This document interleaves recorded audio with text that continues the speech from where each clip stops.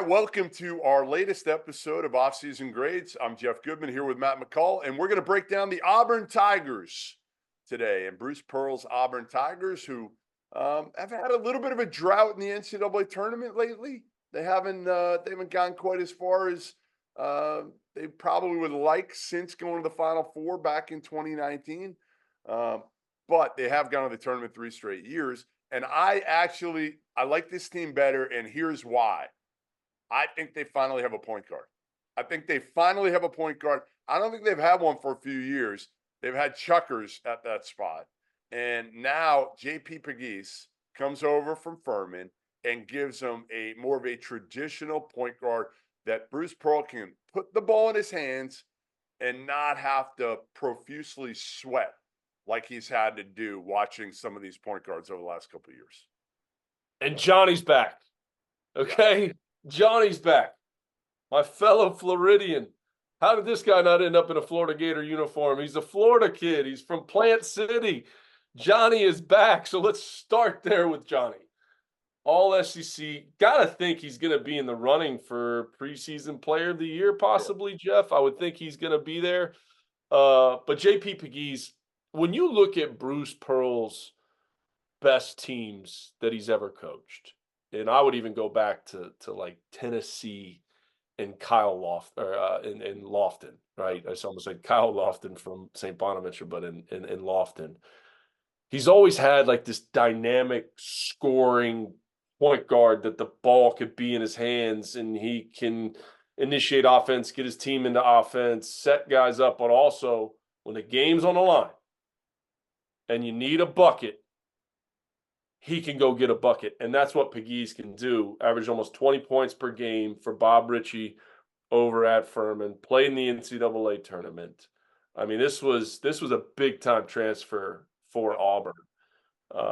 But nothing bigger than getting Johnny back. You know, the first-round loss to Yale didn't play great in the tournament. It's a one-shot deal. We all know that. But I think Pegues coming over, Miles Kelly, the Georgia Tech transfer as well, another double-digit scorer in the ACC coming in.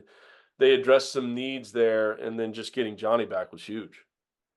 Yeah, we'll go through what they lost a little bit, too, through the portal, right? I mean, first they lost Jalen Williams to graduation, but they lost 3 guys to the portal. Aiden Holloway came in. We thought he was going to be that guy for Bruce. I really did. Small guard, which, like you said, he loves those guys.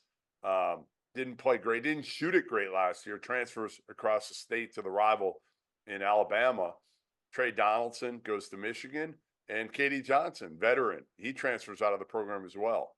But I thought they did a good job, and Pegues was to me the cornerstone guy because you're not winning at a high level without a point guy. Like when I saw him last year, I remember seeing him against Kentucky, and they laid an egg in that game at home, but I'm just watching them in person. I'm like, they don't have any dynamic guards. They don't have any dynamic guards that could just get by dudes and score it. And, you know, Denver Jones, he's back now, and he'll play the 2, and he gives him a veteran who can make shots. But, again, not dynamic by any means. You have Pegues, and I think you have Miles Kelly from Georgia Tech, who the last couple of years has put up 13, 14 points a game in the ACC. He's been awesome in the summer, talking to their staff. Awesome. So good, in fact, that he might have passed Chad Baker-Mazara for a starting spot.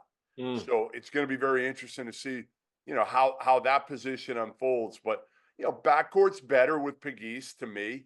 And as long as you got Broome there, I don't think he's just an SEC player of the year. Like, I think he's an All-American candidate, first-team All-American candidate. He's that good. He's that productive.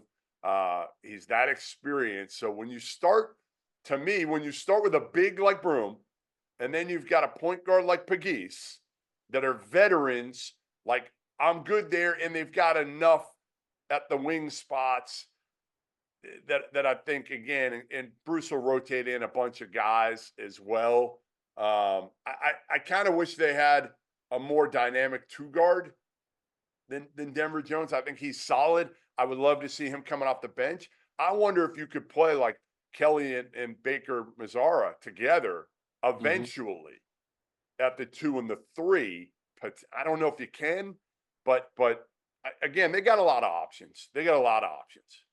You know, when you talk to staffs or you're in these staff meetings or whatever it may be, Jeff, the two hardest positions to get are a center and a point guard. Yep. Wings and guards are a dime a dozen. There's a million of them out there. A million of them. Transfer portal, high school kids, junior college kids, whatever it may be. Wings and guards, there's a million of those guys. But the point guard and the center spot are the two hardest to get, and they got it. They got it in Johnny Broome staying, and they got it in JP Pegues coming in. Like, they're the two hardest positions to get, and they got it. Now they surrounded those two dynamic players with some really, really good players. Baker Mazzara and Denver Jones both shot over 40% from three last year, and Miles Kelly's a double-digit scorer coming over from Georgia Tech. So I think Bruce Pearl's teams, their staple has always been score in the 80s, hold teams in the 60s. Now they got their guy. He's got his dynamic guard. I mean, I would pick, as of today, everyone being healthy, top 3 team in the SEC. You know, talent-wise, not breaking down the whole league, but, you know, definitely a top 3 team. I mean, it'll be interesting to see once we really break down every single roster in the SEC. But, man, I like this team. And he got his guy, which he did not have last year. I also like they brought in the kid Todd Pettiford from New Jersey, a highly talented freshman who I think can learn from Pegues. And I think that's now again, can you retain a guy like that, right? Because he may not play enough that he may want to transfer back to the Northeast if you don't play him enough this year. But you know, that's the goal. Can you get him enough time because he is dynamic. He is a guy who can get to the basket and make plays. Coming off the bench, he could be a great second unit guy who can give him energy coming off the bench. And, you know, you got Chris Moore coming back, who's good defensively up front. I think that'll help. Chaney Johnson, who played a decent amount when Jalen Williams got hurt last year. So ultimately, I like Bruce Pearl's team probably more than I did last year. But again, the real reason for that to me is if you don't have a good enough point guard, and you've heard me say it over and over and over, point guard play, point guard play, point guard play. If you don't have it, you're capped out. And I thought they were capped out last year. And they probably did as much as they could do, other than, again, they should have beaten Yale in the NCAA tournament. Yeah, and then they also brought in Jaheim Hudson from SMU, played about 15 minutes a game for them, just a solid front court player, right? Like, it's hard to bring in a big-time front court play transfer when Johnny Broome's coming back.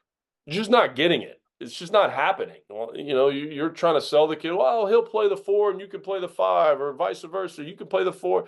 But, Coach, I still see him sitting over there. Like, he's still on your roster. I've done my research. So you got to go out and try to fill a void with a solid guy that you can put in the game that's not going to hurt you. Yep. You know, who can we get that's not going to hurt us, that's going to be productive when he's out there? Just can't hurt you. And I think that's what they did with Jaheim Hudson. And, you know, because, look, Johnny Broome's going to get in foul trouble because what a team's going to do? They're going to put him in high pick and roll, and they're going to make him have to guard those ball screens and go at him. Get ahead of steam and go at him. Try to draw a foul. So who gives them that next guy coming off the bench when that does happen? What's your biggest concern with this team? You know, is it for me? It's probably more on the wings, I guess. I don't know. I mean, again, I know how Bruce wants to play, and I think he's got enough depth to be able to play that way this year. He's one of the best coaches in the game. We know that. He gets his guys to play hard as shit, and they will be somewhere in that top echelon of the SEC. Do they have enough to compete for the SEC title, and what worries you most about them? They definitely have enough. There's no question about it. I worry a little bit on the front court depth. You know, Johnny gets in foul trouble, something happens, he turns an ankle, knock on wood, that doesn't happen. You never want to see that. But, like, if he's in foul trouble, who's the guy? Who's the guy that's going to continue to anchor the defense up front, have a presence on the inside offensively as well? I think they have enough on the wings. They've got shooting on the wings. This is what they need around those two guys. So I just a little concerned on the front court depth of who's going to be the guy when Johnny's not out there. All right, so off-season grade for the Auburn Tigers. Again, bring in Pegues, bring in Miles Kelly, bring in Pettiford as a friend. Those were probably the three biggest moves they made. What do you give them? I'm going to give him an A minus. Getting Johnny back and Pegues, I said it earlier, the two hardest positions to address in your offseason because there's just not enough guys in those two spots. They've got the two of them.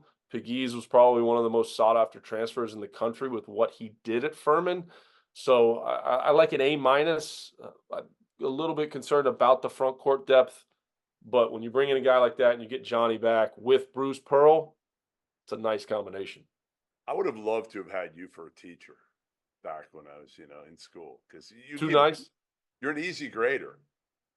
Like what are you Easy gonna do? grade. Give you an apple or what? What do you need? I mean, the one grade I didn't give an A to during these off-season grades was my alma mater. My alma mater. I didn't give an A to. You didn't want to look like a homer. You didn't want to look like a homer there. I'm gonna give him a B plus. I'm gonna give him a B plus. Again, love Pegues, love what he gives you. We'll see with Miles Kelly, and I would have liked one more dude if I could. One more dude up front, or even another wing that might have given you a little bit more pop than Miles Kelly. But maybe again, Kelly and Baker Mazzara. I like Baker Mazzara. I think he's got a chance to be really, really good.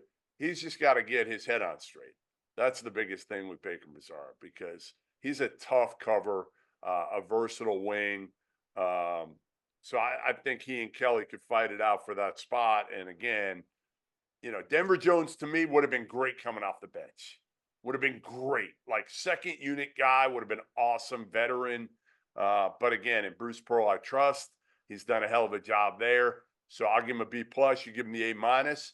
And that's it for the Auburn Tigers offseason grades. I'm Jeff Goodman here with Matt McCall. And make sure you tune into all the Field of 68 coverage, all the offseason grades. We do about 40 to 50 of them this offseason. And before you know it, the season will be here. Thanks for joining us.